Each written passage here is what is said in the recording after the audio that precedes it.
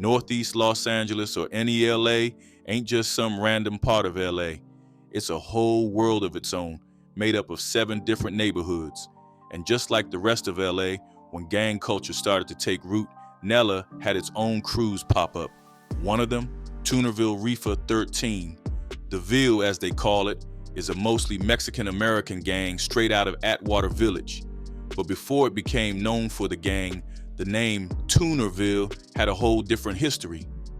Back in 1902, some cartoonist from Louisville, Kentucky, came up with it, mixing his love for drawing with the city he lived in.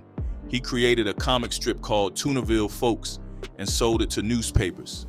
Fast forward to 1926, and a group of friends in LA started calling their neighborhood Toonerville, thanks to that red trolley line that used to cut through their streets.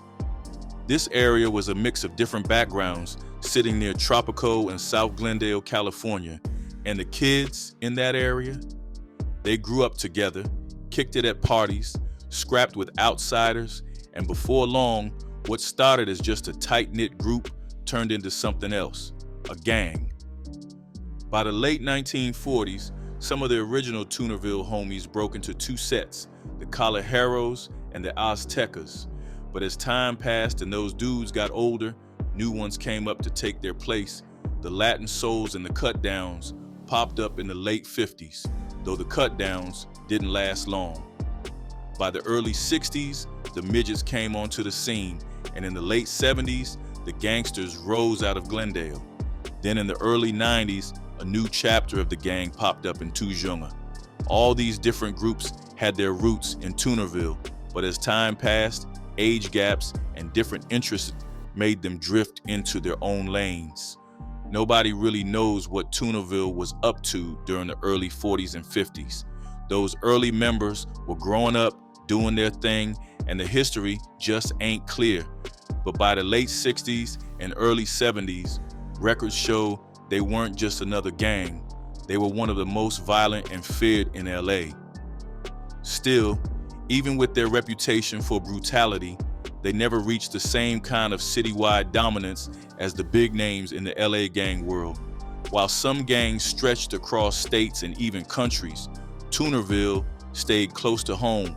You'd find them in Northeast LA, Glendale, and a few other spots nearby. The media, the police, everybody was focused on gangs like Mara Salvatrucha and 18th Street.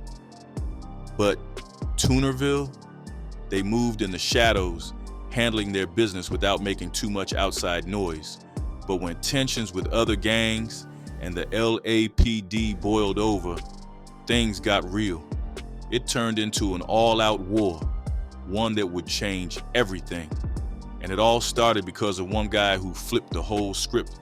Timothy McGhee came into this world on April 27, 1973, right in the heart of Los Angeles. His bloodline was mixed. His pops was a white dude from Scotland, and his mom was Mexican-American. But his dad didn't stick around. He took off to work on an oil pipeline in Alaska, leaving McGee and his mom to hold it down in LA. McGee grew up in Atwater Village, just north of downtown LA, right next to Glendale. It wasn't the roughest neighborhood, but it wasn't sweet either. Lower middle class, where you had to know how to move. Not much is known about his family life, but word on the street is that as a kid, he was this chubby little dude with curly hair, always riding his skateboard. But the late 80s, that was a different time. Gangs were fighting for turf, and the Tunerville Crips were losing ground. That's when McGee jumped in. Now, McGee wasn't your typical Sureño. With his looks, people called him Eskimo and Güero, but it wasn't just his background that set him apart. It was the way he moved. His first taste of real trouble came in 1989 when he was just 16. He was locked up in juvie and pointed a shotgun at a guard like he wasn't scared of nothing. Then, in 94, at 21, he caught a case for assaulting a cop. They gave him 4 years, but he only sat down for 3. By 1997, McGee was making a name for himself. That year, 2 guys from the Rascals gang, Juan Cardiel and Pedro Sanchez said McGee came after them in the streets. Cardiel took a bullet in the back and never walked again. Sanchez thought he was smart, hiding behind a gas station's glass door, thinking it was bulletproof, but McGee shot straight through it and caught him in the back. Somehow, Sanchez survived. That same year, while out on parole, McGee was accused of killing Ronnie Martin, a 23-year-old from rival gang Frogtown. The dude was hit 28 times, pure overkill, but the cops didn't connect McGee to the hit until much later. By the end of '97, after breaking parole on a separate charge, he was back behind bars. McGee stayed locked up for about a year and a half before getting out in March 1999. This time, he went to live with his grandmother in the San Gabriel Valley, a much quieter place compared to the madness of LA. While he was there, he started taking police science classes at Cal Poly Pomona. Detectives think he was trying to learn how the cops worked, getting inside their heads so he could stay one step ahead. Before long, he became one of the main shot callers for Tunerville. When McGee took over Atwater Village, he wasn't just running a gang, he was running an army. Loyalty was everything. He had his crew on a military-type program, exercises, shooting drills, escape plans, and even strategies on how to take out rivals. The police later found out Tunerville even had armed guards posted with phones watching the three main roads into their territory. Then came October 17th, 1999. That night, outside a recording studio in Atwater Village, gunfire broke the silence. A bodyguard and two rappers got hit. They had just finished up a session, chilling on the patio, when two shooters ran up and let off. The bodyguard, Dwayne Draws Dupree, didn't make it. He was working with rapper Corrupt, who was a big name at Death Row Records back then. Corrupt's producer, Daz Dillinger, was there but didn't get touched. Another Death Row artist, The Realist, took a shot to the foot, and rapper Act the Fool caught one in the calf. Some people thought the shooting had something to do with a hidden diss track on the album where shots were thrown at DMX and the Firm. A woman living nearby said she heard yelling right before it went down, but she thought it was just regular studio noise. Then, out of nowhere, came two different shotgun blasts. When she looked outside, she saw someone laid out on the ground. A voice screamed, "Call the police. My friend got shot." At first, the cops had no idea who was behind the ambush, but later, McGee and one of his boys got linked to it. Just 4 months later, in February 2000, McGee was back in prison for breaking parole again. He finally got out in April 2000 after serving 5 years for a 4-year sentence. And the police, they had started noticing a pattern. Every time McGee hit the streets, crime in Atwater Village spiked. On June 3rd, 2000, Ryan Gonzalez, just 16 years old, was walking home from a party when somebody ran up on him and took his life. Right there in Tunerville territory near a school. Word on the street, McGee was the one who pulled the trigger. And the reason? Both of them went by the same nickname, Huero, and McGee felt like there wasn't enough room in the neighborhood for two. That same month, the cops put out a warrant for McGee's arrest, but that was just the beginning. On July 4th, 2000, LAPD officers Baker and Langarita were on patrol when they got a call about 3 suspects who had just stolen a wallet and dipped it off in a gray Honda. It was around 3:30 a.m. and when they spotted the car, they tried to pull it over. But instead of stopping, the driver punched it. They knew exactly where this chase was headed, deep into Tunerville turf, a place where cops had been ambushed before. During the chase, McGee was allegedly using a police scanner, tracking their every move, setting up a trap. The officers had to dodge a whole washing machine thrown into the street. Then they turned a corner and somebody shoved a bike right into their path. As they swerved to avoid it, gunfire erupted. One bullet even tore through Officer Baker's pants. And if that wasn't wild enough, the guys in the Honda started blasting too. One dude jumped out, pistol in hand, ready to finish it right then and there. But Baker didn't flinch. He rammed the car. That's when another guy in the back seat pulled out an Uzi. Now it was an all-out war. The cops ducked behind a tree, firing back. Backup arrived, and all 3 suspects got caught. They got hit with attempted murder charges, and the judge wasn't playing with them. He gave Mario Little Boy Alaman, Ramon Chubbs Maldonado, and Joseph Little Respects Agazade 2 life sentences back-to-back, plus extra years for using guns and jacking somebody's wallet. These guys had the chance to cut a deal, snitch on McGee and some others, but they stayed solid and kept their mouths shut. But McGee wasn't done. In May 2001, McGee was released after parole was granted. But instead of laying low, he turned the streets into his personal war zone. Between June and November of that year, 9 people got shot. 6 of them didn't make it. By the fall of 2002, the hunt for McGee was in full swing. The LAPD, the feds, everybody was on his neck trying to pin down the man they suspected in a string of murders.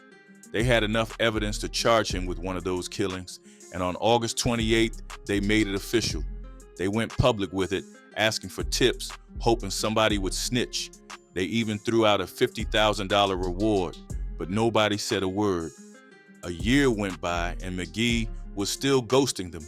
So the cops sweetened the pot, adding another $5,000 to the reward, bringing it up to $55,000. But still, silence. McGee had that kind of fear wrapped around him. People knew talking could mean a death sentence. Then the police figured out he wasn't even in LA anymore. He was running the gang from out of state. That's when they called in the U.S. Marshals, bringing in more boots on the ground, cars, and even planes. By September 25th, 2002, the Marshals had McGee on their 15 most wanted fugitives list.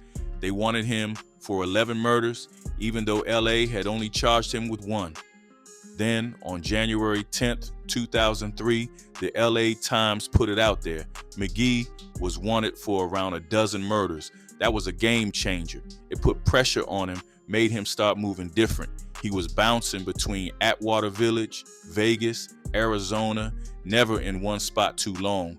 Dude even played mind games with the cops, chilling in rival gang neighborhoods just to throw them off. But then, a lucky break, somebody in Bullhead City, Arizona, saw his picture in the Mojave Desert News and recognized him. Turns out, his pops had a business out there. Cops followed the lead to an apartment on Ramah Street where he was supposedly hiding out. February 11th, 2003, the police had eyes on a suspect leaving the apartment, but it was too dark to be sure. They tailed him to a mobile home, playing it cool. The next day, after watching for almost 24 hours, they were certain it was McGee. They were about to hit the place with a SWAT raid, but before they could, he stepped outside. That was their moment. Cops moved in, pulled over the car he was in, and he knew it was over. McGee got out and hit the ground without a fight. About 25 cops from different departments had surrounded him. Even then, he wasn't sweating it. One officer who knew him tried to talk, but McGee just stared him down and smirked, like he was daring them to do something. The woman driving the car had no idea who he really was. She didn't know she had one of the most wanted men in America riding shotgun. That must have been a hell of a realization. And McGee, he had jokes. He was wearing a t-shirt that said, "Run, jump, throw a donut," a straight up joke about running from the cops. If that wasn't bold enough, they found another shirt in his stuff that said, "Fugitive, can't see me." Dude was really out here treating this like a game. For 5 years, McGee had either pulled the trigger himself or given the green light on a long list of murders. Rivals, witnesses, even people who just happened to be in the wrong place at the wrong time. And now, it was all catching up to him. He was locked in LA County Men's Central Jail, the biggest jail in the world, just a short drive from where he grew up. And in there, He was still running things. No one moved without his say-so, but he wasn't feeling the treatment from the guards. Said they were roughing him up, verbally and physically abusing him. He even went so far as to report it to the ACLU. Then came January 10th, 2005. Around 4:40 p.m., Deputy Raul Ibarra was trying to get an inmate, Rodolfo Gonzalez, out of his cell. Gonzalez was drunk, so Ibarra told him he had a pass to see his lawyer, just to make things easier. They cuffed him up, ready to take him out. That's when McGee stepped in. He told them Gonzalez wasn't going anywhere. Things got heated. The deputies tried again, but McGee started hyping up the other inmates, telling them to throw stuff. Next thing you know, fruit, urine, and even bleach are flying at the cops. They managed to get Gonzalez out, but they had to use pepper spray just to make it happen. McGee wasn't done. He and another inmate, Reyes, started scheming. The plan: break the sinks, use the shards as weapons. And that's exactly what they did. There weren't any cameras in that part of the jail, so there was no footage of what went down next. By 10 p.m., two new deputies, Joseph Morales and Gordon McMullen, came in for their shift. As soon as they stepped onto A row, the inmates went off. Paper, books, fruit, anything that could be thrown, they threw it. McMullen even caught a piece of porcelain to the hand. Then they took it up a notch, setting fires. The Riot Squad, aka the emergency response team, had to come in to shut it down. They had helmets, face shields, gas masks, and shields, but they still weren't fully protected. Sergeant Wilson led them in, and a guy named Alvarez was there recording the whole thing. By 2 a.m., the riot was done. They cleared the block, but they had to drag McGee out of his cell. He wasn't going willingly, and before they took him away, he made sure to let them know how he was feeling. Next time, I'll have to stab him. 4.5 years after his capture, McGee was finally on trial, facing a rap sheet drenched in blood. The state wasn't holding back. They charged him with 3 murders and 6 counts of attempted murder, including the ambush on officers Thomas Baker and Carlos Langarixa. At first, they had him pinned for 9 bodies, but 6 charges got dropped when witnesses either vanished, changed their stories, or just weren't solid enough. But McGee wasn't walking in alone. His defense team was stacked with heavy hitters. H. Clay Jacker II, 2 of the best in the game. Jackie even went on to become an LA County judge. On the other side of the bench was Judge Robert J. Perry, a man who had seen his fair share of high-profile cases. He was the one who put legendary arsonist John Leonard Orr away for life in '98 and later dismissed drug charges in the Anna Nicole Smith case. The prosecution didn't just paint McGee as another gangbanger. They called him a straight-up thrill killer, not someone who killed for revenge, respect, or turf, but because he liked it. They told the jury that most gang hits had a purpose, but McGee, he got off on it. One witness even claimed he told a victim, "Die like a man," before pulling the trigger. And through it all, as prosecutors laid out his crimes in gruesome detail, McGee just sat there smiling, like he was watching a comedy, not his own murder trial. After a week of deliberation, the jury, 8 men and 4 women, found him guilty on all 3 murder charges. They also convicted him of 4 counts of attempted murder, including the attack on the 2 cops. Then came the death penalty phase. On October 26, 2007, the state pushed hard for execution. They showed the jury how the Toonerville Crips used murder as part of their business. They weren't just some neighborhood gang, they were organized, and they used fear to keep control. McGee was something different though. He didn't just kill for business, he killed because he liked it. The prosecution played one of his rap songs, one he had written for his girlfriend. "Here I come, last chance to run. Killer with a gun, out to have some fun. In my dreams, I hear screams. Pleasure I feel is so obscene." The message was clear. McGee wasn't just a street thug. He was smart. He was a talented writer. He had potential, but instead of using it to build something, he used it to spread chaos and bloodshed. When it came time for the jury to decide his fate, though, they hit a wall. 10 wanted the death penalty, 2 didn't. That deadlock meant the prosecution had to redo the penalty phase from scratch. One of the holdout jurors argued that McGee had grown up without a father, and because of that, he should get life instead. Another juror disagreed, shaking their head. If this isn't a death penalty case, then what is? McGee's lawyer, Franklin Peters Jr., saw it as a win. He wasn't about to let his client go down easy. "I'm about saving lives," he said, already gearing up for a retrial. Then, on November 14, 2007, McGee was back in court, this time for the 2005 prison riot. The verdict: guilty on multiple counts, conspiracy to commit assault, vandalism, resisting arrest, and assault. And the sentence was a brutal 75 years to life, another nail in the coffin. Then came January 9th, 2009. One of the most wanted fugitives in the country was now sitting in court in an orange jumpsuit, facing the moment everyone had been waiting for. The judge handed down the ultimate sentence: death for the 3 murders, plus multiple life sentences for trying to kill 4 more people. McGee sat there, head shaved, eagle tattoo on full display, showing no emotion. Judge Perry acknowledged that McGee's father abandoned him when he was a kid. He even recognized that McGee had been a good father to his own children, but none of that changed the fact that he was a cold-blooded killer. He was dangerous. The police and prosecutors called him a thrill killer, one of the most feared members of the Tunerville gang. Getting that conviction wasn't easy. Prosecutors had to rely on former gang members. Some of them had even been involved in the murders themselves. They had other witnesses, ballistics evidence, and whatever else they could pull together.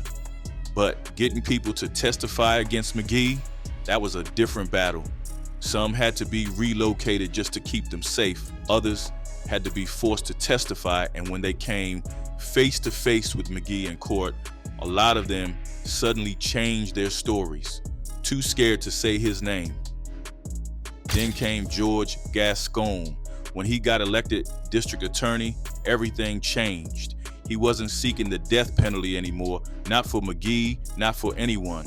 He even tried to overturn death sentences for other inmates in LA County. So now, McGee is serving life in prison without the possibility of parole. He can't be executed unless the law changes. What are your thoughts on this story? Appreciate you watching. If you enjoyed the video, hit that like button and make sure to subscribe for more.